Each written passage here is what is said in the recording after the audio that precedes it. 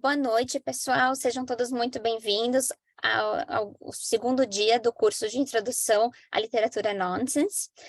Na aula passada, a gente falou da historiografia do nonsense, dos pressupostos teóricos, da etimologia do termo, de alguns autores mais importantes. E agora a gente vai colocar a questão do modelo de análise do nonsense, que durante a minha pesquisa de doutorado na PUC de São Paulo, eu pude desenvolver esse modelo a partir da obra do Edward Lear e do Corpo Santo, e é o que eu vou compartilhar com vocês agora, né? E que aí acho que vai ficar muito mais claro, todas aquelas questões teóricas que eu comentei na terça vão ficar mais claras agora, né? Então, eu vou compartilhar minha tela com vocês.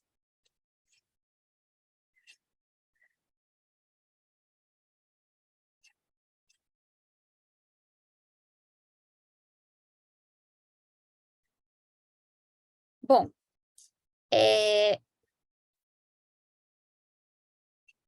então, aqui só para retomar, né? O Edward Lear, ele nasceu em 1812 em Londres e faleceu em 1888 em San Remo, na Itália, né? Ele é um escritor, poeta, ilustrador, pintor inglês, né? Ilustrador de publicações de zoologia, ilustrador também de manuais científicos e criador de uma série de livros infantis, né? Algumas das capas a gente pode ver aqui, né? Então, do alfabeto Nonsense, da botânica Nonsense, né? A Book of Nonsense, né? Das Nonsense Songs and Stories, né? E mesmo das várias antologias, né? Que foram feitas com os diversos textos dele, né? Em inglês, em português e nas mais variadas línguas, né? E aí a gente tem também essa aqui. Depois a gente tem também o Corpo Santo, que o nome dele é José Joaquim de Campos Leão, mas ele cria, né, esse outro nome e ele acaba escrevendo a obra com esse nome, coisa que o Lear no começo faz também. Na primeira vez que ele vai publicar um livro dele, ele não publica como Edward Lear, ele publica como Derry Down Derry. E aí depois, em outro momento, ele já mais assim confiante acaba, né, já usando o nome dele mesmo, né? Já passa a assinar como Edward Lear. E às vezes o Derry Down Derry até aparece como personagem, né? Mas então, o José Joaquim de Campos Leão, ele nasceu em 1829, em Triunfo, no Rio Grande do Sul, né? Então, ele é contemporâneo do Lear, né? E ele faleceu em 1883 em Porto Alegre. Ele foi um dramaturgo e poeta brasileiro. Ele escreveu diversas peças teatrais e muitos poemas diferentes de quaisquer outros já vistos, que desafiaram as categorizações dos críticos, os quais muitas vezes o colocaram como precursor das vanguardas e também do teatro do absurdo. Em dado momento, o Corpo Santo é interditado e internado com diagnóstico de monomania em Porto Alegre e no Rio de Janeiro, onde faleceu em 1883 de tísica pulmonar, que era como se chamava na época a tuberculose, né? Aí aqui a gente tem uma foto dele. E aí ele tem essa obra, né, que é a Enciclopédia, ou 6 meses de uma enfermidade, que ela é produzida entre 1868 e 1873, né? E ela é produzida de modo periódico, ela é composta por 9 volumes, só que apenas a gente só consegue realmente ter acesso a 6 dos 9 volumes, então não dá para saber se ele escreveu esses outros 3 e eles se perderam, ou se ele planejou escrever, mas não chegou a escrever, né? Então a gente tem acesso a esses 6 volumes. Então, a obra ela é composta por diversos gêneros literários, poesia, teatro, crônica, biografia, prosa, formando, de acordo com Carozzi, uma obra universal, que foi redescoberta na década de 50 por Aníbal Damasceno, com o bibliófilo Júlio Peterson e com a família Assis Brasil. Hoje, esse material pertence ao acervo especial das coleções da Biblioteca Central Irmão José Otão, da PUC do Rio Grande do Sul. Então, aqui, nessa primeira imagem de cima, a gente tem a capa original da enciclopédia, ou 6 meses de uma enfermidade, e embaixo, na foto que está a foto inferior, a gente tem várias coletâneas, antologias que foram criadas posteriormente. No caso, a primeira de poemas apenas, a segunda apenas de peças, e a terceira da miscelânea curiosa, então textos dos mais variados gêneros. E aí isso foi sendo feito pelos críticos literários. Então, assim, a partir dessas duas obras, né, a gente tem o modelo de análise metodológica do nonsense, que foi criado por mim durante o meu doutorado, que eu finalizei em 2021, a partir dessas obras, né? Então, esse modelo, ele tem vários elementos, né? E a gente percebe instâncias desses elementos, né, nas obras. Então, vamos lá, vamos colocar aqui qual é o primeiro elemento, né? O primeiro elemento é oposição. Então, a dualidade interna muda porque permanece. Então, a gente tem esse limerick que diz: havia uma senhora de Valência que fez descomunal reverência, girou como um peão até se enterrar no chão, estressando o povo de Valência. Nesse limerick, temos uma senhora de Chertsey que realiza um cumprimento formal e, em vez de ter a recíproca do cumprimento, afunda no chão, incomodando os habitantes da cidade, que se enervam e protestam chocados. Um deles, indignado, até cobre o rosto com os braços. Alguns se apoiam nos calcanhares, outros estão no meio de um passo. Todos são representados em movimento, exceto a senhora, que foi enterrada pela reverência. Temos uma dualidade interna nesse limerick, pois temos a reverência formal, que simboliza a etiqueta social e comportamental das classes mais favorecidas, mas, ao ter uma consequência absurda, seguida pela reação dos que a observam, igualmente inesperada, quebra toda a expectativa de etiqueta social reservada a esse tipo de situação. O comportamento e o seu resultado, o afundamento da senhora no chão e o incômodo gerado como consequência, formam uma oposição que muda o contexto da reverência, colocando em choque ou em questão o próprio protocolo social, ao mesmo tempo mudando esse protocolo, fazendo permanecer diante do absurdo e da incongruência da cena, que opõe os dois extremos, ser extremamente formal e contido, mas também ser informal, enterrando-se no chão enquanto os demais existem no caos.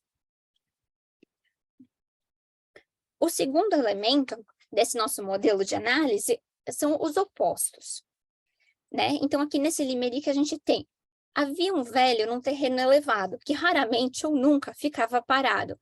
Para cima e para baixo ele ia, com o vestido longo da tia, que ornava o velho num terreno elevado. Nesse limerick, temos no texto visual um homem parado, com algo que se parece um longo casaco, com os braços e as pernas estendidos horizontalmente, de modo a ocupar quase que toda a horizontalidade. Por outro lado, no texto verbal, temos a informação de que o homem está em um terreno elevado, que não ficava parado, que se movimentava para cima e para baixo, ou seja, verticalmente, e que usava o vestido da tia. Na ilustração, o homem está parado, e essa ideia se contrapõe à ideia de que ele se movimenta. O homem se estica horizontalmente, o que contraria a ideia de que ele se move verticalmente. O homem parece estar em um plano, o que contraria a ideia de que ele esteja em um terreno elevado. Esses opostos, marcados pelas diferenças, permeiam e caracterizam o limerick. A ilustração ainda enfatiza o caráter plano, dando-lhe uma posição de espacate. Suas pernas se abrem, formam um ângulo de 180 graus, e seus braços também se estendem ao máximo, enfatizando mais uma vez a questão do nonsense ficar no meio, entre dois opostos, deslizando e nunca se estabelecendo entre um e outro, sendo um e outro, simultaneamente em um plano e em uma montanha, que se movimentava no perpetuum mobile de Deleuze, no tornar-se um e outro. No texto verbal, ele corre para cima e para baixo vestindo uma roupa de sua avó, mas na ilustração vemos o homem se desequilibrando entre duas instâncias polarizadas, de peso desigual, as quais não permitem que ele se estabeleça. Ele se mexe no texto verbal, enquanto no visual está capturado no instante decisivo do espacate, um presente furtivo, e esse presente escapa no momento que passa.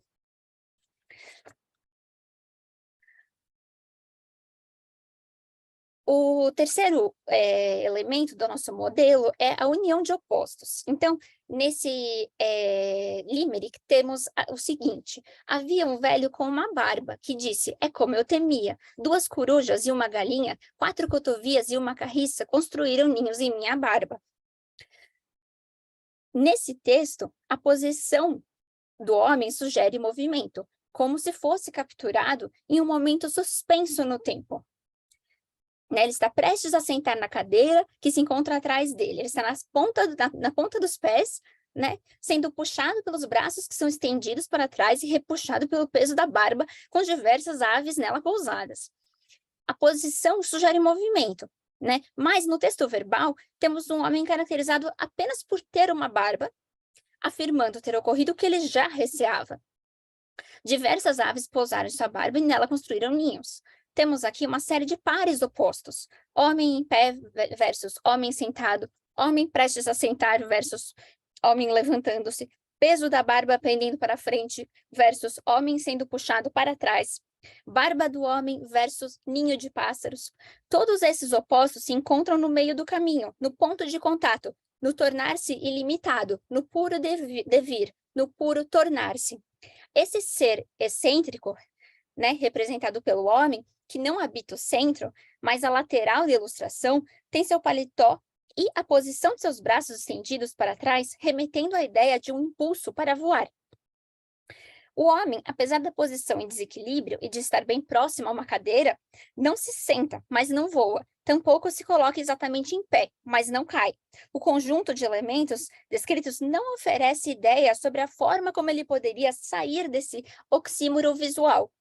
Vários sentidos coabitam simultaneamente o texto e a ilustração, mas nenhum se impõe ou nem indica qualquer tipo de hierarquia.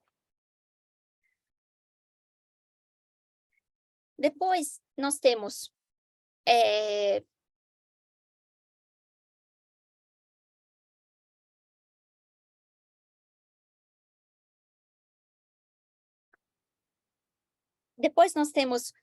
a linguagem que estabelece e ultrapassa os limites, né? Então, nesse limerick, nós temos, havia um velho com um nariz, que falou, ei, se você me diz que meu nariz é avantajado, saiba que está enganado, esse notável velho com um nariz.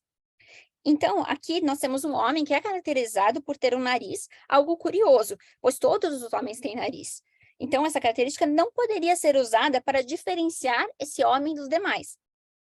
Esse homem diz que se você disser que o seu nariz é avantajado ou muito longo, estará enganado, e é caracterizado ao final como notável, ou seja, digno de nota, certamente por conta de seu nariz. No texto visual, vemos que seu nariz é longo e fino, quase tocando o chão e dando mesmo um nó no meio, assemelhando-se a uma mangueira ou corda que os 3 meninos à esquerda pulam, como se brincassem. Dessa maneira, a linguagem utilizada para caracterizar esse homem, ao mesmo tempo, estabelece e ultrapassa os limites, nunca deixando de deslocar a sua extensão, ou seja, seus 2 extremos na lateralidade, horizontalidade, o nariz normal versus nariz avantajado, no meio dos quais o nariz deste homem pode ser encontrado. Depois temos a questão dos 2 pesos desiguais, equilibrados em uma balança igualmente desigual. Então, no caso deste limerick, There was an old man of the East, havia um velho do leste que deu um banquete aos filhos, mas eles comeram tanto e bagunçaram tanto que isso matou aquele velho do leste. Então, no texto visual, temos uma mesa de jantar em cuja ponta uma pessoa se senta, segurando uma faca e em outra mão, tentando segurar um garfo que lhe escapa para o chão. Temos também 5 pessoas debaixo da mesa, com copos no chão, outras pessoas entre sentar-se na mesa, cair da mesa, andar em volta da mesa e contemplar um prato. A mesa está posta, mas nela não há comida. A pessoa que senta na ponta da mesa parece estar quase atingindo outra com a faca, que mantém firme sua mão, apesar de estar morta, segundo o texto verbal. O contraste entre a formalidade do banquete, denotado pelos copos e pela mesa longa, e o comportamento dos personagens, além da noção de que os mal comportados mataram o velho, no texto verbal, e de que o velho pretende matar um dos mal comportados, no texto visual, demonstram essa gangorra de dois pesos desiguais, equilibrados em uma balança igualmente desbalanceada. Temos também a multiplicidade de sentido versus a ausência de sentido, como nesse limerick. Havia um velho do oeste, que nunca descansava. Então, eles o colocaram para girar, apoiado em seu queixo e em seu nariz, o que curou aquele velho do oeste. Então, temos um homem de ponta cabeça, com os braços e pernas tendidos lateralmente, apoiado em seu nariz e seu queixo.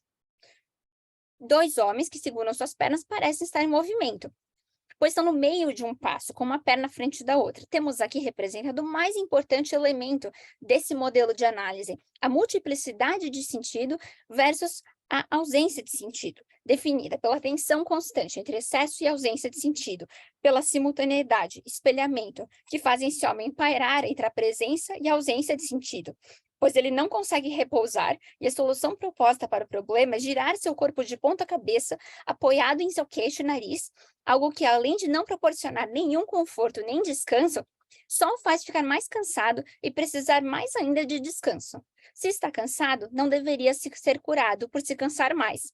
Se está descansado, a ponto de suportar tal movimentação, não pode ser definido por nunca conseguir repousar.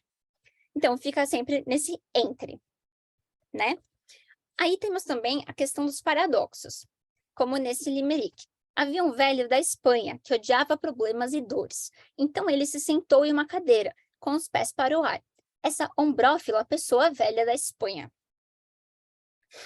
Nesse limerick, temos um do texto verbal, uma pessoa idosa que odiava ter problemas ao sentir dores.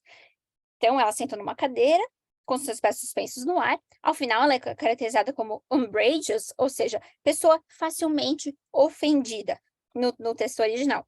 No texto visual, temos a pessoa sentada em uma cadeira, com as pernas estendidas verticalmente, formando um ângulo de 90 graus com o encosto da cadeira. Seus braços também estão estendidos verticalmente para cima, e suas costas estão sem apoio. Então, não tem apoio nenhum para as costas desse homem. Então, é paradoxal dizer que uma pessoa que não quer ter problemas, nem sentir dores, se sentaria dessa forma em uma cadeira. Em posição quase impossível de se manter sentada por período longo. Ao mesmo tempo, a imagem pode dar a impressão de movimento, como se a pessoa tivesse sido lançada ou caída desse jeito em cima da cadeira, e ao mesmo tempo a impressão de estar totalmente parada e equilibrada. Também temos a questão da linguagem, que sugere uma nova lógica, um equilíbrio instável e essa tensão entre sentido e sua ausência. Como nesse poema, que a gente tem a cobra Scroobius, que sempre andava de chapéu, por medo de morder alguém. Então, a cobra, ela está toda enrolada com o chapéu, tampando toda a sua cabeça, de modo a poder ver de modo a não poder ver por onde ela está andando, né? A imagem também passa a impressão de que ela está com medo de algo que ela pode ver e ou quer ocultar. A cobra permanece em um equilíbrio de instabilidade não resolvida, que só se amplia com essa nova lógica que, de outra forma, e se posiciona entre o sentido e a sua ausência. Outra característica importante é a transformação sem causa conhecida, que normalmente aparece nos textos nonsense, como nesse limerick. Havia um velho com um ferro em brasa, que pintou o seu rosto com ocre vermelho. Quando disseram, você é um homem, ele não respondeu, mas derrubou todos com o seu ferro em brasa. Então, no texto visual, temos o homem à direita da imagem em movimento. Sua perna esquerda estendida à frente da direita, que indica que está no meio de um movimento, seus braços semi-estendidos, seguram firmemente o ferro, que está suspenso em cima das pessoas que se encontram no chão. O texto diz que seu rosto está pintado de vermelho, mas isso é oposto à imagem, que contradiz o fato, confusão que ocorre no texto verbal e não é repetida no visual. Não se sabe a causa do que está representado, das oposições, das incongruências, dos absurdos percebidos. Apenas se sabe que houve uma transformação, mas não se sabe o que desencadeou a mudança, o que causou a transformação. Temos também a ambiguidade, como neste limerick There was an old man at a casement. Havia um velho em um caixilho, que esticou os braços para cima em espanto. Quando disseram, Senhor, você vai cair, ele respondeu, de jeito nenhum, esse incipiente velho em um caixilho. Nesse limerick, temos um velho homem em um caixilho, esticando os braços, né? E no texto visual, temos dois homens que saltam com os pés em ponta, suspensos no ar, e os braços estendidos para trás, para cima e para baixo. Ambos olham o que parece ser um quadro, em que não se sabe se o homem faz parte do quadro ou se ele está em cima do quadro. O homem no quadro está de pernas dobradas no texto verbal. O homem no quadro está de pernas dobradas no joelho e de braços estendidos para cima. Apesar de ter sido descrito como espantado no texto verbal, no texto visual ele parece estar tramando alguma coisa, ou fazendo algo que não deveria ser feito. Se o homem estiver fora do quadro, na frente do quadro, ele está solto. Nada o prende ao quadro, e ele poderia, assim, cair. Se ele fizer parte do quadro, ele não tem como cair. A ambiguidade da cena aí se situa, e as pontas de seus pés, que saem da moldura, deixam essa questão ambígua no ar. Outra questão é a incerteza. Como neste limerick, There was an old man in a pew. Havia um velho numa igreja, com colete de cor cereja, mas em tiras ele o cortou, e as suas sobrinhas o doou, esse divertido velho numa igreja.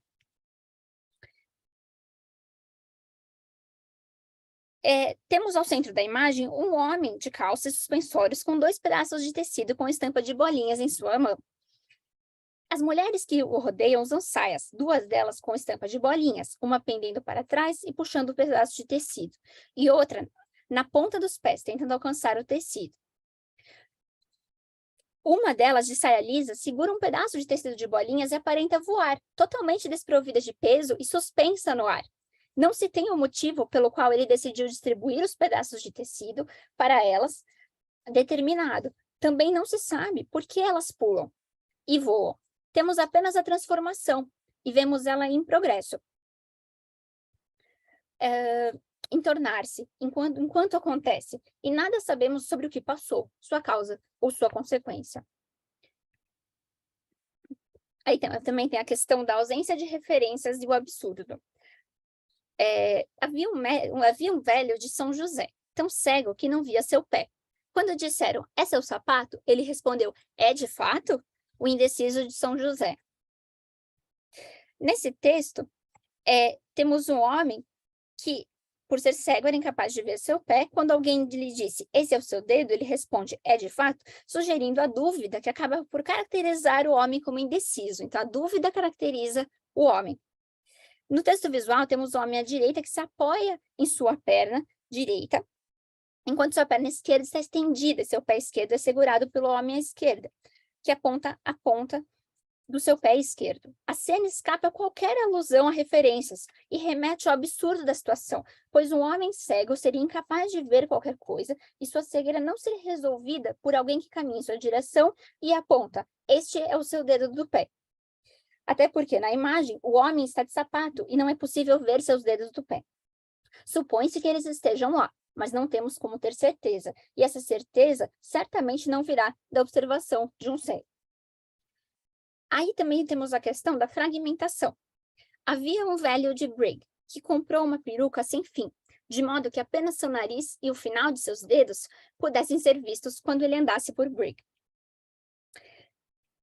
Nessa imagem, nada podemos saber da pessoa que está representada além do que já foi dito. Sua existência e mesmo sua representatividade foi fragmentada e se metamorfoseou em fios que podem ser tecidos, podem formar nós, podem ser livres deles, vivendo uma existência no limite do frágil, no limite do palpável, pois o fio é o próprio limite, que a qualquer momento pode ser desemaranhado e se tornar apenas uma linha sem fim. Outra questão também importante é a imprecisão. Havia um velho de Salamanca que despencou de sua potranca. Em dois se partiu de repente, mas com uma cola bem quente o colaram em Salamanca.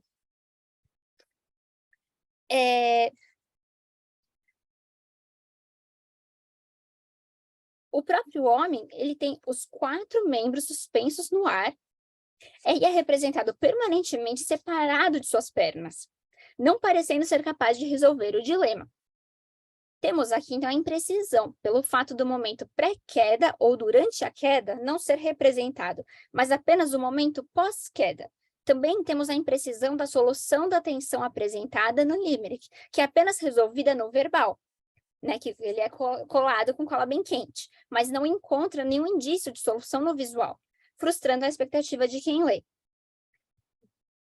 Temos também a circularidade, como aqui, nesse limerick. Havia uma jovem de Horta que sentou atrás da porta. Quando foi espremida, disse Santa Aparecida, a valente jovem de Horta.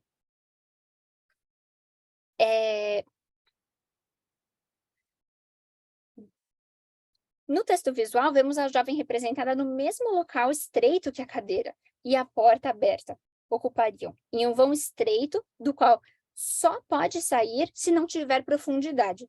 Como tem 2 dimensões, largura e altura, é capaz de sair e permanecer nesse círculo, nesse loop, pois, afinal, o mundo do nonsense despreza a profundidade e existe num lugar no qual todo mundo é de papel e todos os mares são de tinta.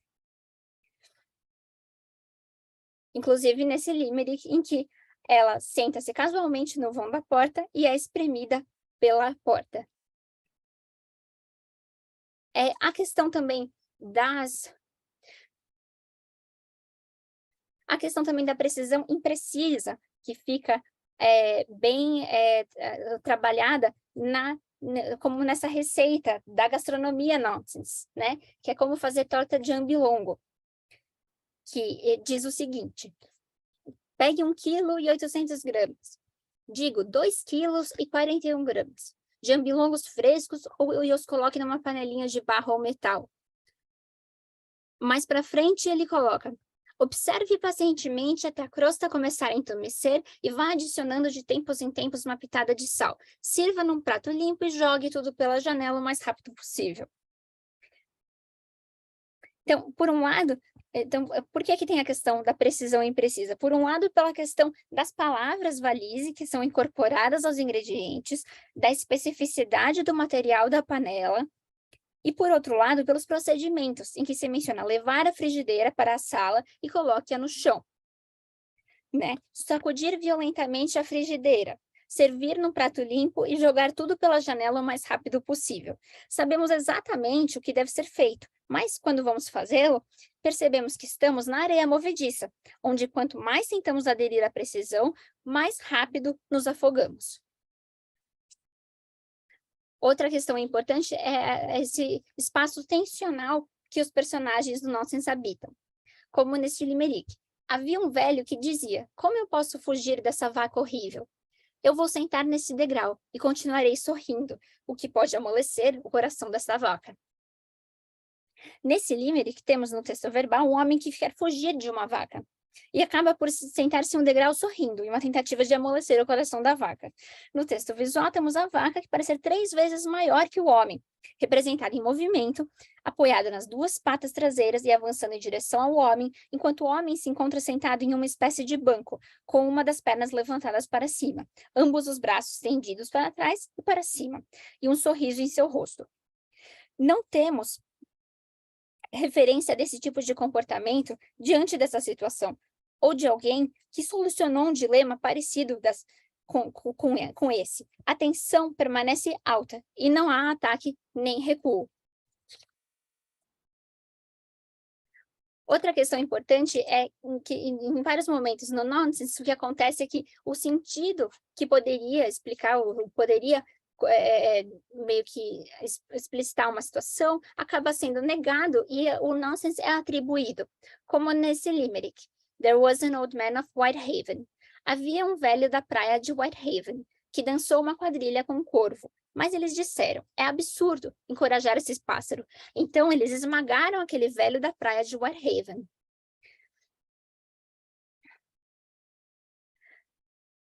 Então, no caso do texto visual, os observadores do homem e do corvo não estão presentes. Temos apenas homem e corvo, que formam um par.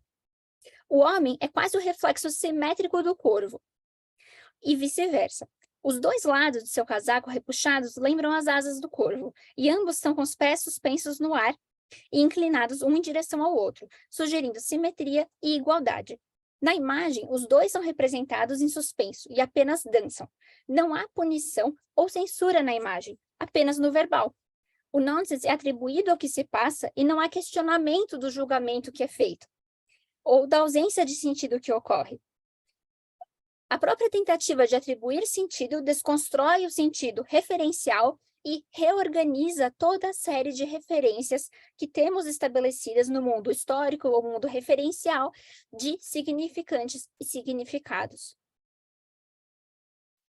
criando mesmo uma armadilha de certezas, né? Como nessa outra receita da gastronomia nonsense, que é como fazer costeleta de crumbublius, né? Neste exemplar da gastronomia nonsense, temos a armadilha de certezas, criadas pelas instruções, orientações, passos e quantidades de ingredientes que acompanham essa receita. Para fazer esse prato, é necessário cortar as tiras nas menores fatias possíveis, e em seguida cortá-las em tamanhos ainda menores, 8 ou 9 vezes, aproximando-se de um lugar incerto em que não se tem mais certeza e não se está mais no âmbito do possível, mas no universo da relatividade das referências, de uma busca de uma lógica que se encontra na própria instabilidade que define o nonsense, que é, né, definido por essa instabilidade.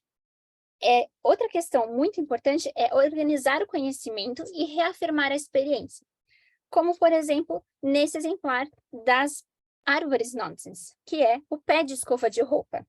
Esse produto natural de grande utilidade não dá muitas escovas de roupa, o que explica o alto preço desses objetos.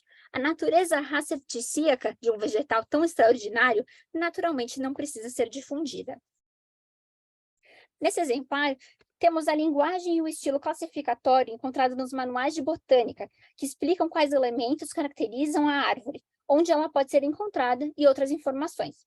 No caso dessa árvore nonsense, entretanto, temos uma descrição que não nos leva a compreender objetivamente a árvore, nem determinar de que tipo de árvore se trata, pois o texto que acompanha o verbete não explicita o que seria esperado de um manual desse tipo.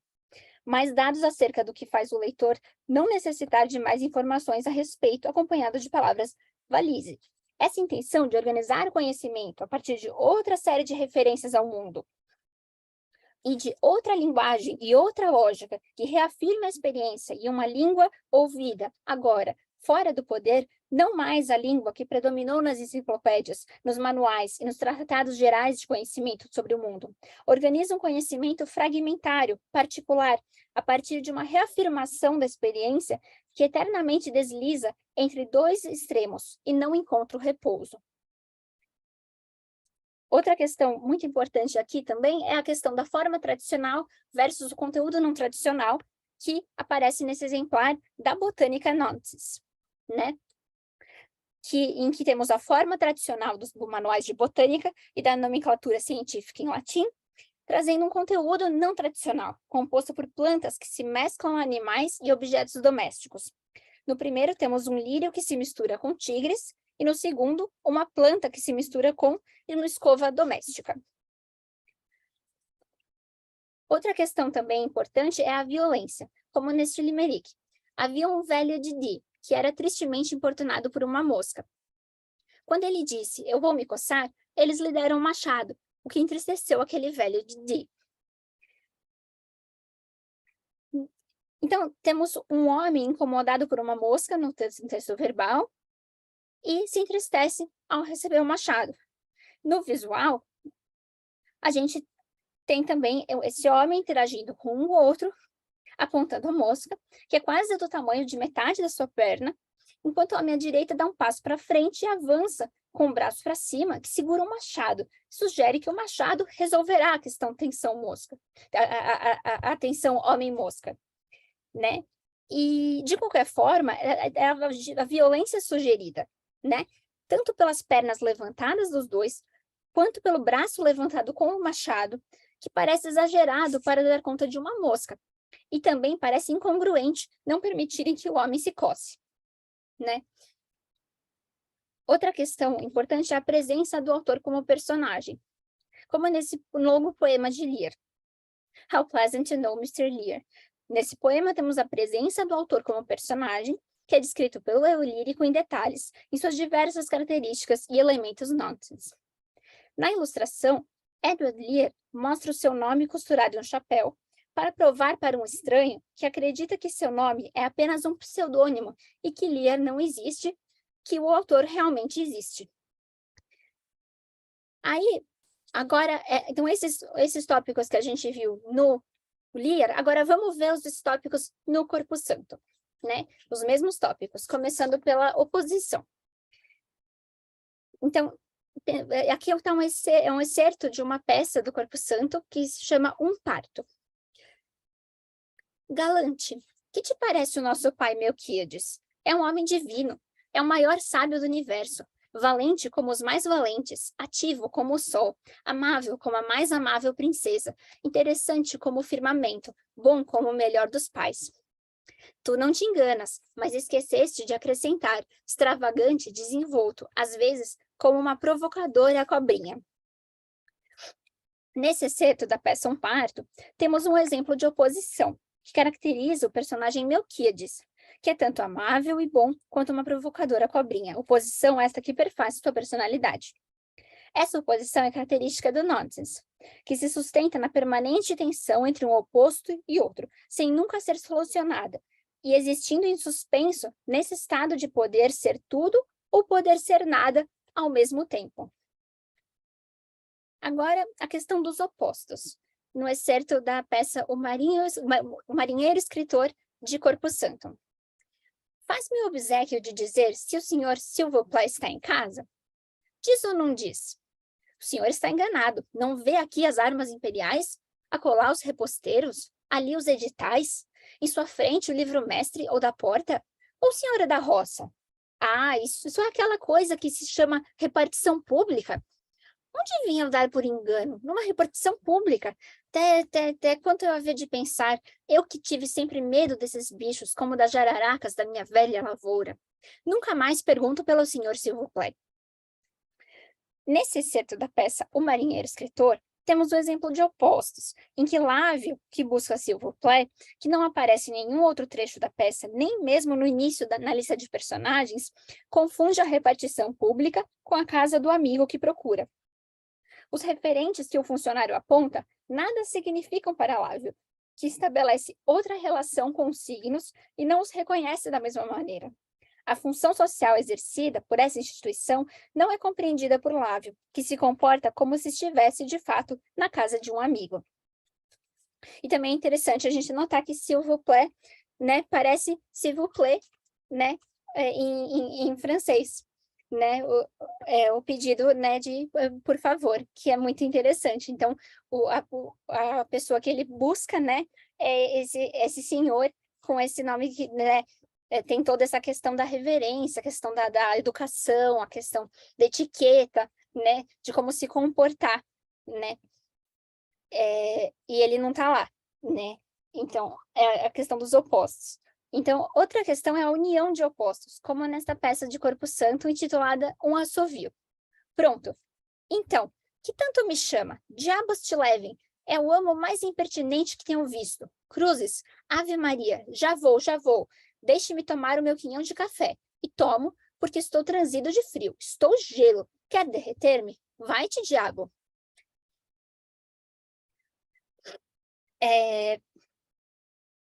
Nesse excerto da peça, Um Assovio, temos um exemplo de união de opostos, em que o personagem Gabriel diz: deixe-me tomar o meu quinhão de café e tomo, porque sou transido de frio, estou gelo, quer derreter-me. Nesse trecho, o personagem está com frio e por isso quer tomar o café para se esquentar. O seu amo quer que ele termine de tomar café para que logo possa servi-lo, o que o congelaria, pois deixaria o café para preparar a refeição e não tomaria o café. Mas o que Gabriel fala é que o outro derreteria, não o congelaria, unindo o café ao gelo, o quente ao frio, unindo, portanto, os opostos. É nessa união de opostos que vive o nonsense, nessa existência excêntrica, intensa, entre dois opostos que se unem, mas permanecem articulando a sua diferença. Aí aqui a questão da linguagem que estabelece e ultrapassa os limites. Um trecho da peça Um Assovio. Ai, não me fures, que eu tenho um filho de 6 meses arranjado pela senhora Dona Ludovina, aquela célebre parteira que o senhor meu amo, melhor que o conhece, visto que passou as mais apreciáveis noites com ou... Nesse trecho, a noção de que um homem pode engravidar, impossível em outros contextos, é aqui possível, em um exemplo dos limites da linguagem sendo ultrapassados, apesar de terem, ao mesmo tempo, sido estabelecidos, característico do nonsense. Gabriel ainda diz ter um filho que a parteira lhe arranjou, sugerindo que ele também deu à luz um menino. Dois pesos desiguais equilibrados em um balanço igualmente desigual. Um trecho da peça Duas Páginas em Branco, de Corpo Santo. Presos, a ordem do ilustríssimo senhor sapientíssimo, digníssimo, eminentíssimo senhor doutor dos chefes de polícia desta muito leal cidade e valoroso consorte de sua majestade imperial do Brasil, o senhor Dom Quixote de las Tulherias. Os senhores estão enganados. A diligência não é para esta casa, senhores. Aqui não há gente revolucionária. Os senhores não veem? Sou só eu e... Aqui, nesse excerto, temos um exemplo da situação em que dois pesos desiguais são equilibrados em uma balança igualmente desequilibrada. Apesar dos bilhares terem aparecido sem explicação nem motivo na casa de Mansília, Spertalino acaba sendo acusado de ter roubado os jogos, de ter roubado uma moça, que de acordo com a peça é Mansília, que não foi roubada pois se apaixonou por ele, e de não ter roubado mais moças. O crime, um peso desigual, que não foi realizado, tem sua punição, balança desigual, aplicada em uma pessoa, outro peso desigual, que não é responsável pelo acontecido, mantendo o perpétuo movimento em desequilíbrio característico do nonsense.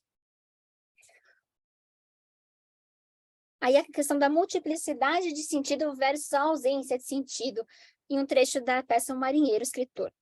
Pois então, faça outro requerimento. Não faço.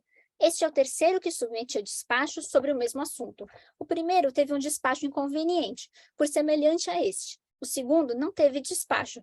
E o terceiro tem um despacho contrário ao meu direito de propriedade e às leis escritas. Aqui temos a questão do excesso de sentido, da multiplicidade de sentido, demonstrada nos vários requerimentos e despachos submetidos, que não se concretizaram e não foram respondidos com a solução desejada ou ainda totalmente ignorados. O excesso de sentido, demonstrado pelos diversos requerimentos e despachos, que muito dizem, mas nada significam, é o oposto à ausência de sentido, comprovada pela ausência de resposta e de reconhecimento da situação. Temos também a questão do paradoxo, nesse trecho da peça Um Assovio. Vou lavrar a sentença de morte ou de penas a todos os funcionários públicos que mal cumprem os seus deveres. E se Deus quiser ouvir-me, não se queixem, será a punição que merecem, visto não quererem cumprir os seus deveres. Com essas violências, puseram minha família a rolar. Não podendo destruir-me, mataram uma pessoa.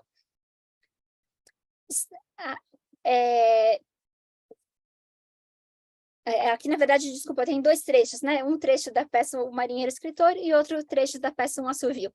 Agora, o trecho da peça Um Assovio.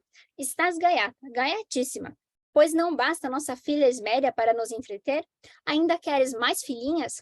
Mas isso era no tempo de moça, agora estamos velhos. A mulher nunca é velha e o homem sempre é moço. Então, no excerto da peça O Marinheiro Escritor, temos uma personagem revelando que vai lavrar a sentença de morte ou de penas aos funcionários que não cumprem suas funções. O que não significa que eles serão executados, mas apenas que haverá um documento lavrado com essa sentença. No excerto da peça Um Assovio, temos alguns exemplos de paradoxo. Dois idosos desejam ter filhos, e o tempo não existe. Mas meninas viram mulheres, meninos se tornam homens, e bebês nascem. Também tem a questão da nova lógica, como nesse trecho da da peça Duas Páginas em Branco. Assim dizem as mulheres todas. Umas morrem de canelas, outras morrem de fivelas, outras, não sei de que quando seus maridos lembram assim alguns desvarios, não, alguns desenjoamentos, entretanto, cada uma prega-lhes cada trunfa. Há alguns que trazem barris de quarto na cabeça e outros até pipas de 180 canadas. Nesse trecho, temos um exemplo da linguagem que traz a nova lógica e o equilíbrio instável do nonsense. O personagem Spertalíneo diz que algumas mulheres morrem de canelas e outras de fivelas, ambas as palavras escolhidas pela rima, em elas, não conferindo explicações sobre o que é morrer de canelas ou de fivelas, sem dar maiores informações acerca desses tipos de causa-mortes, e também nenhuma relação nutrindo com o que foi dito antes, o que todas as mulheres dizem. Ou seja, essa nova lógica que se equilibra entre o sentido e a sua ausência estrutura a fala da personagem, formando um equilíbrio instável com palavras e contextos conhecidos, em combinações inusitadas. Também temos a questão da transformação sem causa conhecida, como nesse trecho da peça Um Assovio. Eis aqui, está melhor que o chocolate da velha Teresa lá do Caminho Novo, em que não há senão velhas tabaqueiras ou espirradeiras, que na frase dos rapazes são tudo a mesma coisa. Fede a rato podre e tem gosto de macaco-são, que porcaria, pega, pega. Não precisava fazer-me beber pelos olhos, já estava farto de derramá-lo pela cara, agora arruma a xícara. Quem sabe se o fétido e o gosto provém da xícara? Pode ser. Para não tornar a ter desses prazeres, quebrarei as pernas desse pançudo. O diabo quase me quebra as pernas, mas ficou sem o casal da xícara. O que me vale é que, por eu há muito já o conhecer, mandei o ano passado forrá-las de aço no ferreiro das encomendas, que mora lá por trás das vendas, na rua das contendas.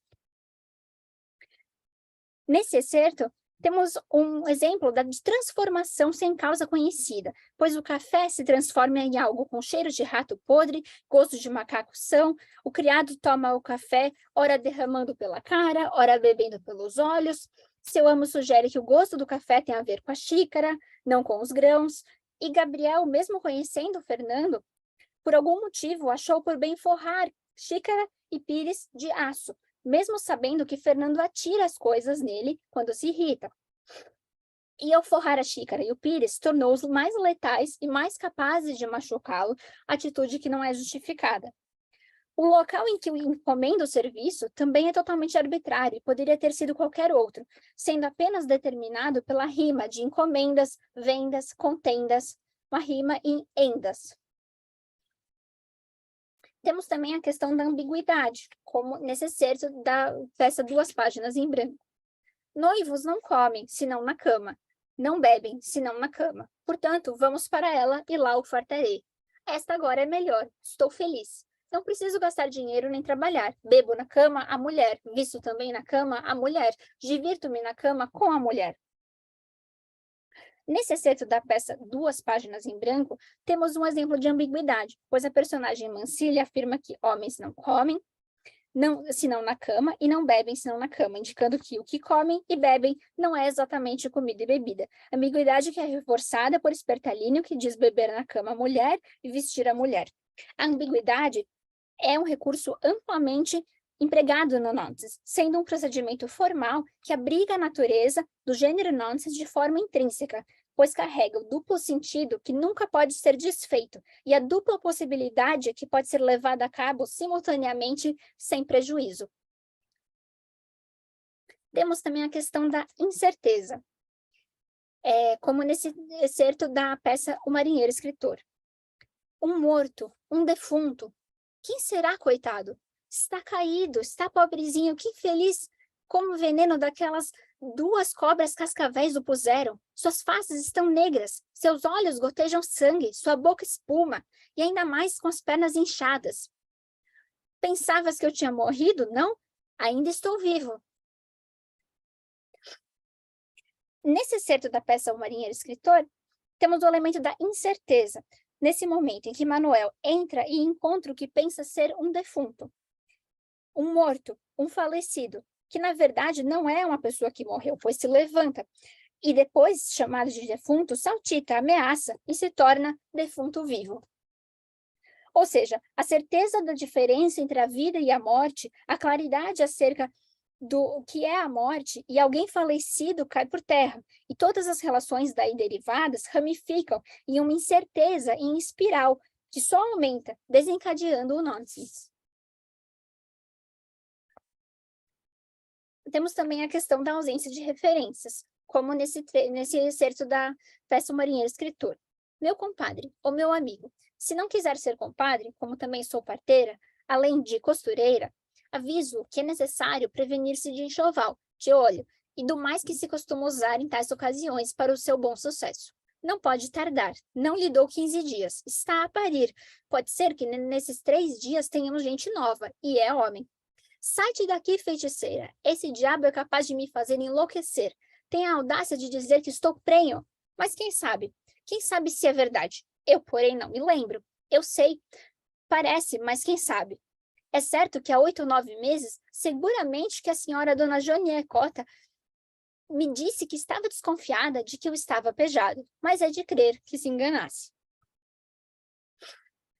Nesse excerto, temos um exemplo do elemento de absurdo e da ausência de referências, característica do nonsense de corpo santo. Mário fica grávido de 8 ou 9 meses. Sua vizinha, que é parteira, vai lhe ajudar com o trabalho de parto e também dá dicas a respeito do enxoval e dos olhos para a pele. De início, Mário se choca e diz ser impossível, mas depois, conforme pensa com mais calma, relembra que a sua esposa até pensou que ele estivesse carregando um bebê em sua barriga. A vizinha até diz que, em no máximo 3 dias, nascerá um menino. Esse excerto demonstra, em primeiro lugar, a ausência de referências, pois não temos conhecimento de um mundo em que homens ficam grávidos, e de absurdo, pois o insólito é aceito com naturalidade e acaba por se entremear com a construção da própria existência dessa subjetividade fragmentária e instável, sempre em pares de opostos. Temos também a questão da fragmentação, como nesse excerto da peça Dois Irmãos. Quebrei relógios, estraguei um leque, piquei um lenço, quebrei, pus em estilhaços uma manga de vidro. E como agora há de ser? Nada posso consertar, porque nada aprendi. E agora com que cara fico? Que hei de fazer? Enlouqueço. Não. Pedir desculpas. Não devo. Compor. Não posso. Que hei de fazer? Já sei. Tornar-me-ei estúrdio.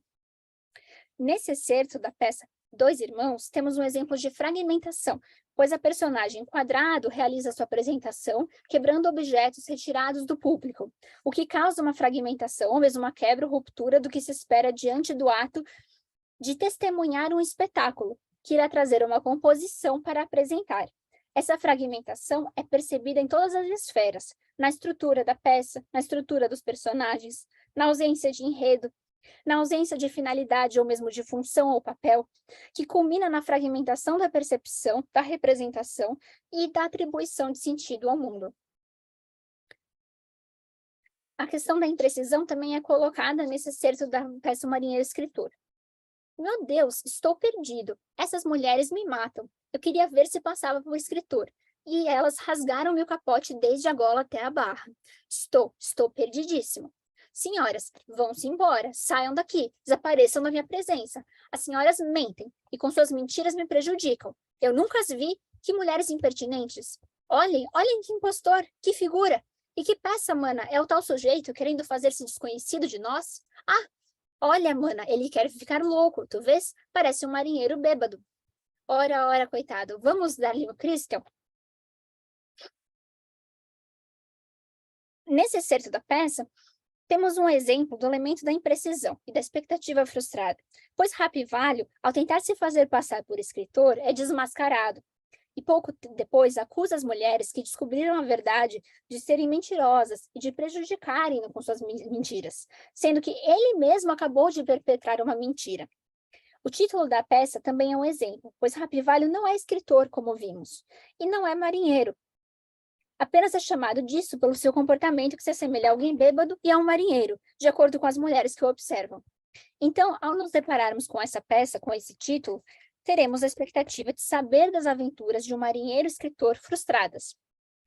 A expectativa frustrada é uma constante no nonsense, que traz a tensão que permanece e penetra todas as camadas que compõem o nonsense literário, de modo a desconstruir tudo que achávamos que sabíamos, e a anular qualquer associação, relação ou fusão que pudéssemos fazer com algo que confira um sentido tradicional ao insólito. Também temos a questão da circularidade. Um outro excerto da peça O Marinheiro e Escritor. Acabei, amigo, de voltar do mais profundo sonho ao sono. Estive ou pensei estar morto por mais de um quarto de hora. Vi-me nesses mundos em que só habitam deuses. Vi-me nesses lagos em que só se banham ninfas. Nesses céus em que só se sentem gozos. E a mim sucedeu o mesmo. Vi-me também nesses mundos em que só habitam feras. Nesses lagos em que só vivem demônios. E nesses infernos em que só sentem dores. Eu que pensava também ter morrido, agora reconheço que estava em vida, morta, e que depois de tal morte, me acho agora viva. Estou tão bonitinha por dentro e por fora, como uma anjinha. Que dizem os senhores? Acham ou não acham? Nesse excerto, temos um exemplo da circularidade. Rapivallio começa dizendo que teve um sonho em que pensou ter morrido. E nesse sonho, ele se viu em um lugar com deuses, lagos com ninfas, céus em que se sentem gozos. Logo a seguir, Manuel responde dizendo que o mesmo aconteceu com ele. Mas, ao contrário, durante o sono, se viu em meio a feras, demônios, e nesses infernos sentiu muitas dores. Joane Cotta também revela que, assim como Rapivallio havia dito no começo, também pensou que estava morta, e diz que em vida estava morta. Agora, depois da morte, se acha viva, fechando o círculo que começou com Rapivallio e caracterizando a circularidade que define a estrutura do nonsense. A circularidade é percebida na dinâmica estrutural de sonho com morte e lugar com deuses. Ambos têm sonhos em que acreditam ter morrido, têm experiências que se espelham uma na outra, descobrem que estão vivos e alguns ainda se sentem mais vivos na morte do que na vida. Ou seja, essa ideia de vida e de morte é totalmente rompida e fragmentada. E o que se entende de vida como começo e de morte como fim, que não pode voltar à vida, cai por terra, trazendo uma circularidade vida, morte, vida, morte, vida, morte, que desconstrói as noções preconcebidas trazidas por esses conceitos e coloca toda a situação diante de uma nova perspectiva, um novo ângulo, um novo ponto de vista. Ou de instabilidade, do desequilíbrio, do insólito e do nonsense.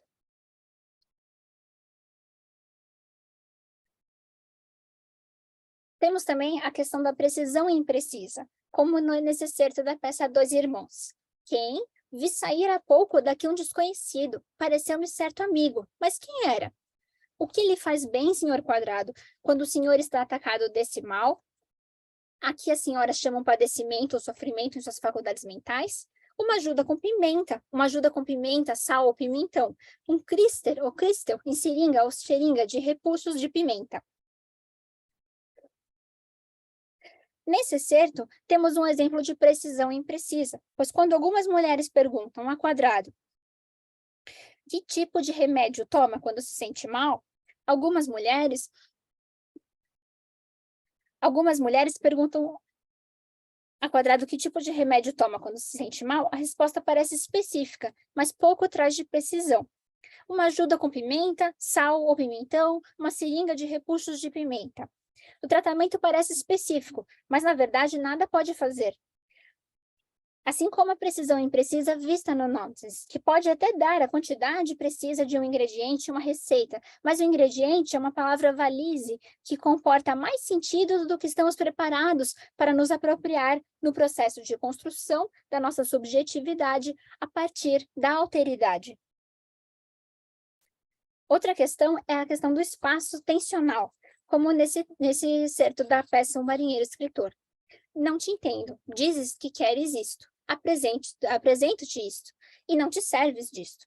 Dizes que queres aquilo. Dão-te aquilo e não te gozas daquilo. Dizes que queres aquele outro. Metem-te nas mãos e não recebes aquele outro. És o diabo.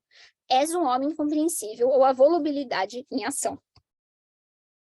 Nesse excerto, temos um elemento Um exemplo do elemento do espaço tensional, sem referências, em que o nonsense se situa.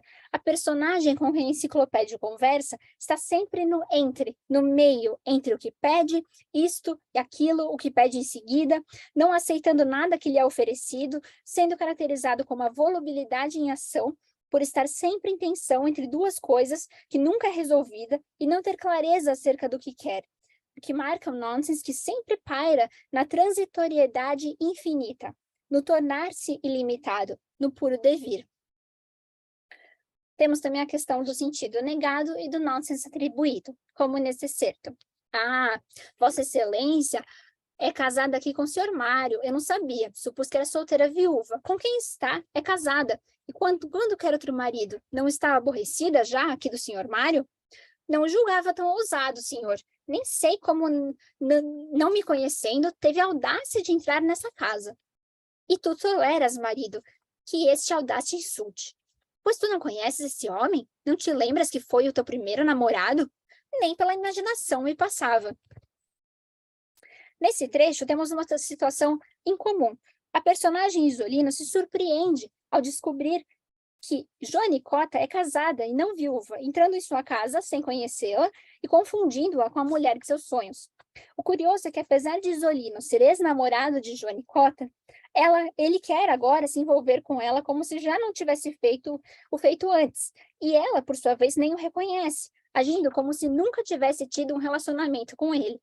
O marido de Joanicota, ao invés de ficar irritado, apenas se choca com o fato de ela não reconhecer Isolino.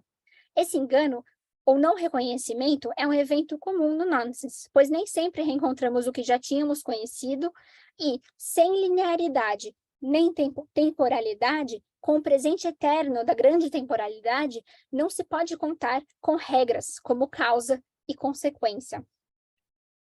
Também temos a questão da armadilha de certezas, como nesse excerto da peça Um Parto. Que diabo! Não aparece nenhuma das criadas, ainda estarão dormindo. Que judias! São 9 horas do dia, 5 da tarde, 2 da noite, 6 da madrugada e ainda dormem. Nesse trecho, temos um exemplo dessa armadilha de certezas do nonsense, pois enquanto a determinação do horário e do tempo pelo relógio parece ser algo exato e preciso, aqui vemos que é apenas uma armadilha, pois são diversas horas diferentes ao mesmo tempo, algo que não tem lugar no mundo histórico e forma uma areia movediça de certezas que não podem servir de referência, pois no nonsense não se tem um tempo determinado, uma linearidade e relações de causa e efeito não existem.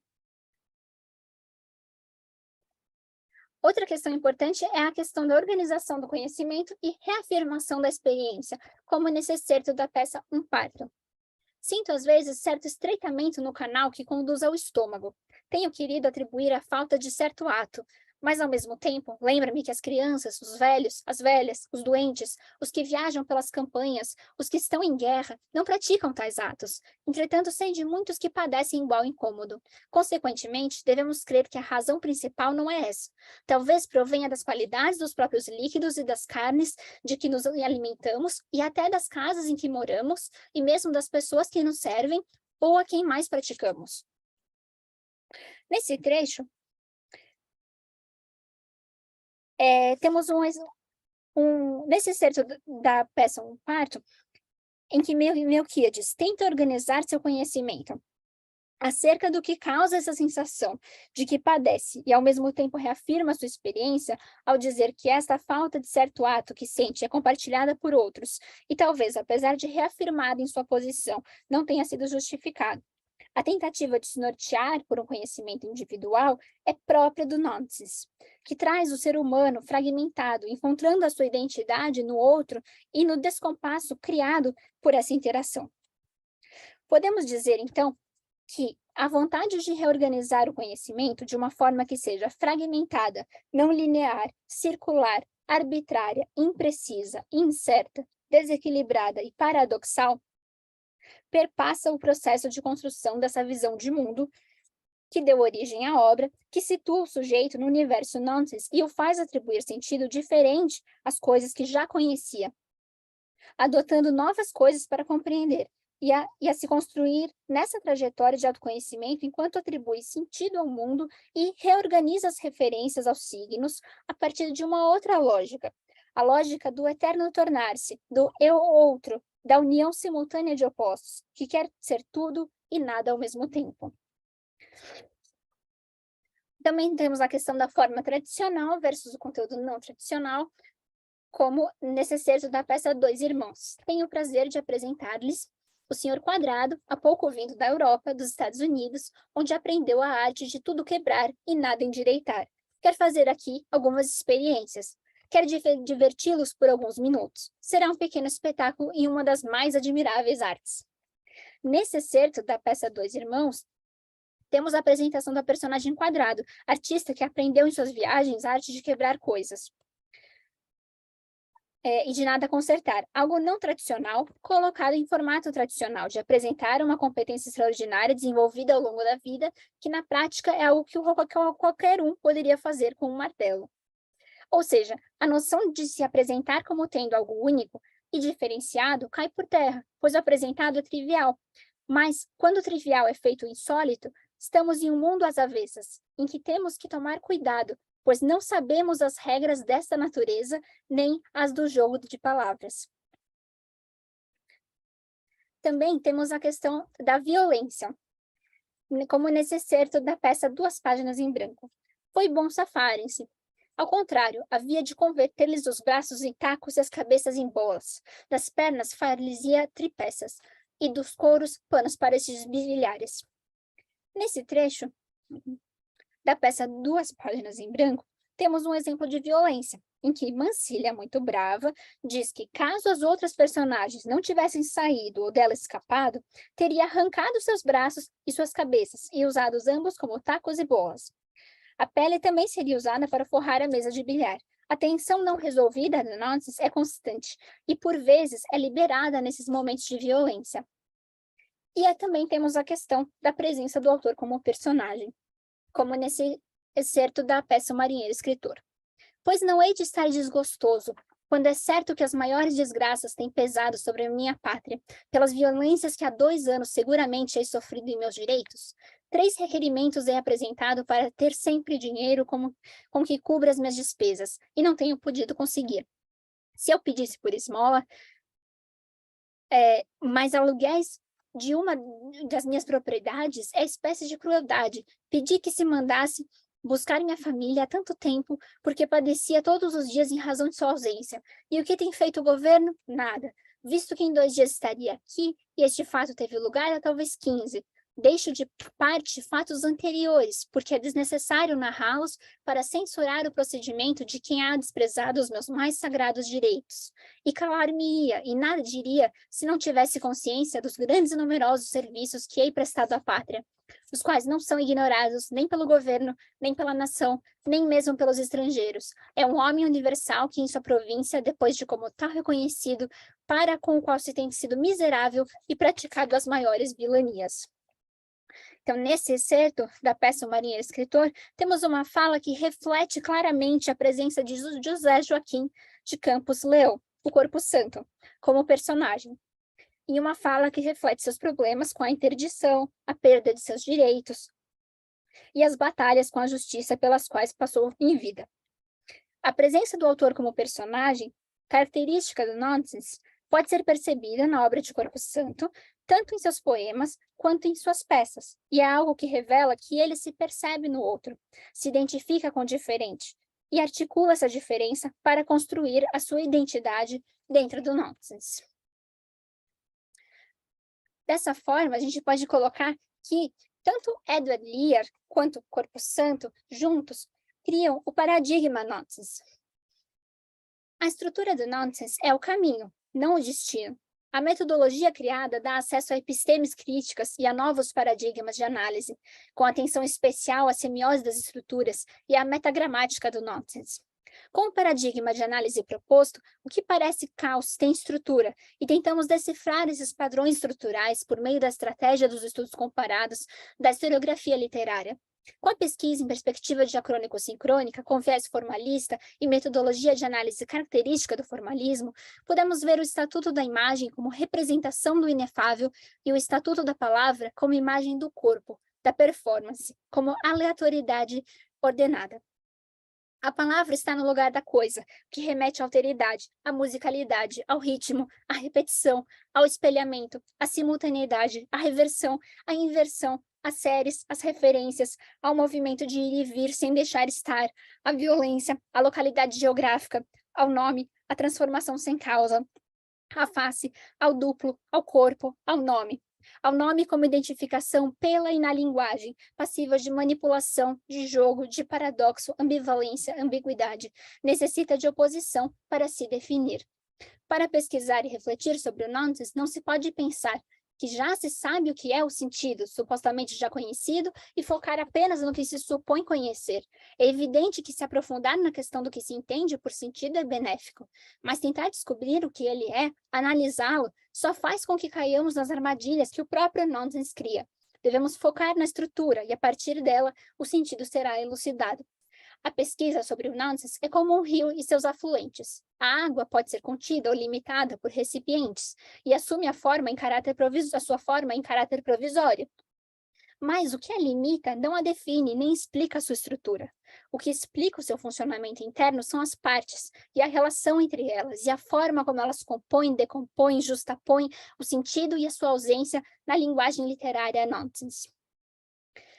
O caminho do meio do nonsense é pautado por encontros e desencontros, chegadas e partidas, certezas construídas na incerteza e sentido deslizante que não se firma e que se forma na encruzilhada do entre, das possibilidades e de nenhuma delas, sendo todos e nenhum ao mesmo tempo. Sua estrutura é desviante da norma, todavia se atém a margens que fogem a pares que se iniciam e acabam em si mesmos, construindo pares que se opõem em termos de estruturas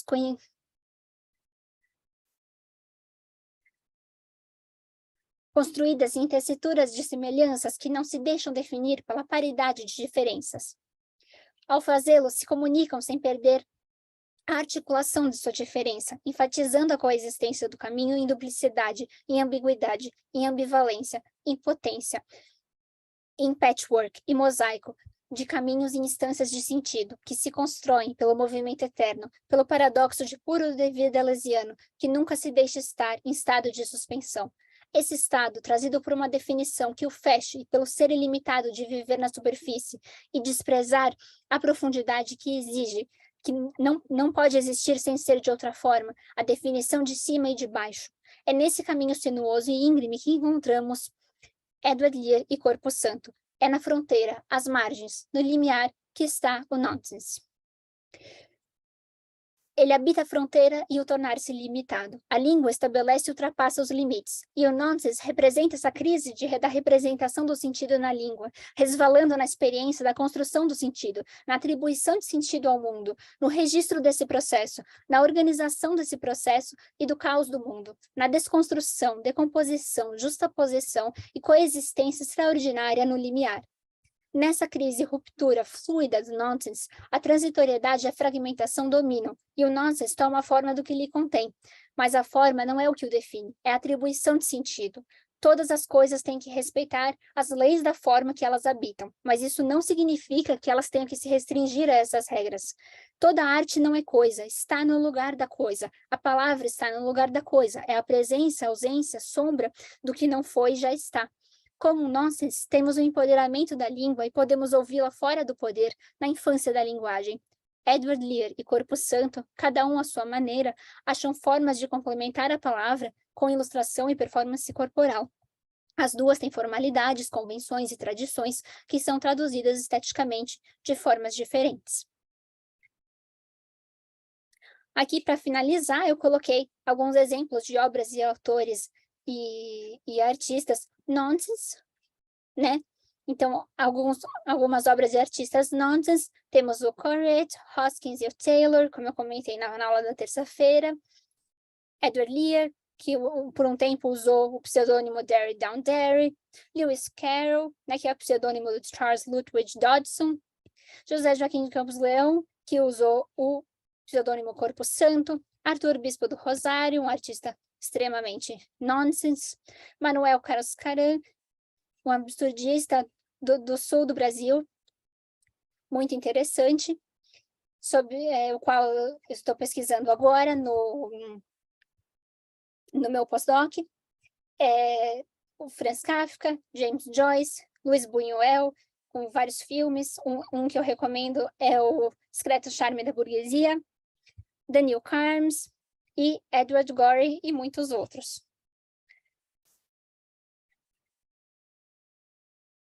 Bom, agora a gente tem aí uns 8, 10 minutinhos. Se alguém quiser fazer alguma pergunta, alguma colocação, alguma sugestão, algum comentário, vocês estão totalmente livres para isso.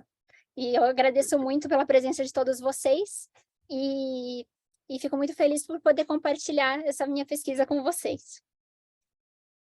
Oi, Fernanda, tem uma pergunta no chat, que é a seguinte, né? Você fala dessa transformação, né? Acho que em algum momento ali, no início da apresentação, a Olivia fez, né, essa pergunta. Sim. Você fala dessa transformação, mas a ideia é só subverter a linguagem, certo? Ou há algum sentido escondido, né? Acho que nessa teoria, né? Nessa análise que você está fazendo. Não sei se consegui expressar a minha dúvida. Ou seja, uma ideia de subversão da linguagem, né? Seria Sim. isso? Assim, na verdade, essa transformação, no sentido daquela transformação sem causa conhecida, que sempre acontece no nonsense, ela normalmente acontece na linguagem, mas sempre tem um sentido por trás, né? Então, assim, não é você subverter a linguagem, mas sem nenhuma proposta, né? Normalmente tem uma proposta e tem um sentido por trás que a gente, através da análise, tenta descobrir, né? Então, como em qualquer obra literária, né? Tem um sentido, tem uma proposta, tem todo um ideário que o autor né, considerou e quis passar, e a gente entende que é necessário realizar, né, uma análise pormenorizada, bem detalhada, né, de cada texto, para aí sim perceber qual é esse sentido escondido, né? Porque senão só num primeiro momento você vai buscar, você pode só ver a subversão da linguagem, você só vai ver, tá um pouco diferente, ou você só vai ver o sentido mais assim óbvio, que no direto, mas assim, você tem que sair dessa automatização, né? Você tem que conseguir perceber a singularidade, né? E do literário. E aí, então, é nesse sentido que está a transformação. A Olivia ainda faz um complemento dessa pergunta, né? Pode-se dizer que o Sonsense surge com mais força justamente em momentos mais caóticos, né? Como, por exemplo, que nós vivemos hoje, né? Então, normalmente são momentos de fortes transformações sociais, mas ao mesmo tempo momentos de estabilidade, né? Então, por exemplo, a era vitoriana é o ápice disso, né? Porque é uma época de estabilidade, no sentido, né, da monarquia, da política, tudo mais, mas, ao mesmo tempo, você tem na vida de todo mundo diversas transformações e tensões sociais que na verdade, estão fazendo essas pessoas terem que se reinventar todo dia, né? Então, com certeza, nesses momentos, são momentos, assim, mais férteis para o nonsense nascer, com certeza. Tem uma pergunta aqui da Tamires, que ela fala Samuel Beckett, né? Que ela chama de dramaturgo absurdista. Ele pode ser considerado também um autor de literatura sonsense? Sim, ele seria realmente um que também entraria nesses critérios, ao meu ver. O Beckett poderia ser colocado nesse hall de autores nonsense, sim.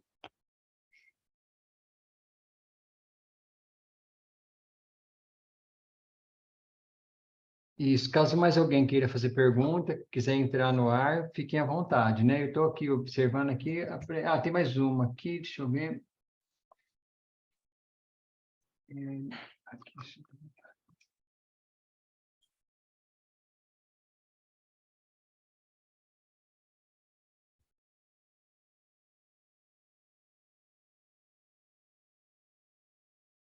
eu acho que no chat, estou Acho que voltando aqui.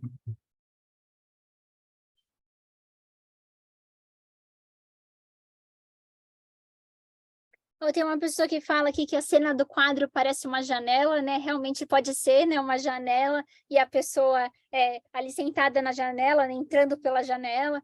Então, assim, você vê como tem várias possibilidades, né? De leitura, assim. Não tem uma certa e uma errada, né? Não é porque teve uma proposta e teve um projeto, né, literário por trás, não é por causa disso que só tem um sentido que você tem que deve ser depreendido. Muito pelo contrário, né? São vários os sentidos. A polissemia é evidente, né? E eu tinha visto uma pergunta aqui no chat, mas agora eu não estou vendo mais. Eu perdi onde estava. Tem alguns autores aqui que estão perguntando, né, se ele se Ah, enquadra, né? sim, o Kafka com certeza. Eu até coloquei no final, né? O Kafka, e sim, com certeza. Ele também se enquadra. Então, tem uma pergunta a respeito dos cursos de extensão. A gente tem interesse, sim, em propor um curso de extensão na COGEAI, né? Com essa mesma abordagem, nesse mesmo tema, né? De introdução à literatura nonsense, mas aí seria um curso semestral. E aí, então, nesse caso, seria um curso que daria para a gente trabalhar mais com mais calma, né, os temas, porque agora que é um mini curso, né? Então, infelizmente, a gente não tem tempo de tratar com a tranquilidade que a matéria exige, né? Mas, assim, se tiver, né, bastante busca, bastante procura, né, bastante demanda pelo curso, aí com certeza a gente vai conseguir oferecer o curso. Então, acho que é muito importante vocês colocarem Fernanda, que vocês oi, querem muito, né? dá para eu falar aí? Tá entrando o som? Tá entrando. Então, eu queria aproveitar isso mesmo, até antes de você falar, quando apareceu essa outra leitura, esse complemento de leitura, eu queria dizer exatamente isso, que a gente deve estar propondo um curso no segundo semestre, por meio da COGEAI, né? E onde a Fernanda vai estar trabalhando de uma maneira mais pausada, mais ampla e aprofundando algumas dessas questões. E o que eu acho bacana, eu queria enfatizar, é que nesse curso, né, que a gente vai estar propondo, faz parte, vamos dizer assim, da nossa metodologia, abrir espaços não só para fazer a leitura dos limeriques ou de alguns outros textos literários, mas também de compartilhar essa leitura, de propor exercícios de leitura para que o público faça e vá trazendo essa leitura de maneira que a gente possa compartilhar e observar essa dimensão que o nonsense permite, né?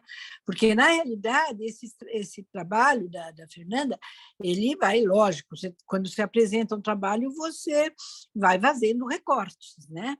A gente discutiu muitos desses exemplos que ela já trouxe e foi muito bacana somar o olhar da Fernanda, o meu olhar, e como a gente foi construindo, né, essas leituras. Isso é muito bacana. Aí eu fico imaginando, num grupo assim interessado, como esse que eu estou percebendo, né, ontem, hoje, pelas perguntas, é um grupo que está interessado no assunto. Então, a gente propor exercícios de leitura vai ser muito rico, né?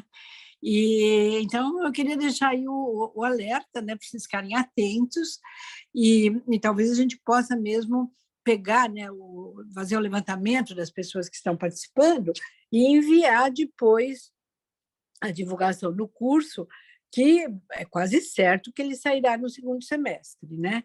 Então, acho que vai ser um momento muito bacana para poder aprofundar e compartilhar mais essa experiência com a literatura nonsense, né? Vamos dizer, né, Fernanda, que a gente espera todo mundo lá também, né? Ah, com certeza. E eu também gostaria de dizer que eu tenho um grupo de estudos de literatura nonsense, e eu gostaria de convidar todos vocês que tiverem interesse em participar do grupo para participarem, porque a gente realiza reuniões mensais sobre a literatura nonsense. São reuniões remotas, né? Então todo mundo pode participar de qualquer lugar. E eu vou mandar o link do grupo para o WhatsApp do programa de literatura da PUC, e aí eu vou pedir para eles divulgarem com vocês, com todos os inscritos, né? E porque acho que deve ter muita gente interessada que nem sabe que existe esse grupo, né? Fernanda, Então, tem uma dica também. Nós podemos encaminhar, junto com o certificado, né, esse link seria ótimo, seria de ótimo. acesso ao grupo, né, de pesquisa, que pelo menos já contempla o pessoal, né, que já está, né, iniciando. E lembrando também, né, que você vai dar sequência, né, nesse evento, nessa atividade, no próximo evento, né? Ah, sim, com certeza, com certeza. A gente pode já falar mais que normalmente eu faço mais para o final do mês, né? Então aí dá tempo de todo mundo aí entrar no grupo e a gente combinar uma data, né? Mas mas aí é tranquilo, a gente vai se falando. Acho que esse negócio de mandar junto com o certificado é bem legal, porque aí as pessoas já têm essa informação, né? Acho que é bem legal. Isso. Acho que podemos encerrar a gravação, né? É só dar Tá finalmente bom, na... tá certo. Eu vou encerrar a gravação, então.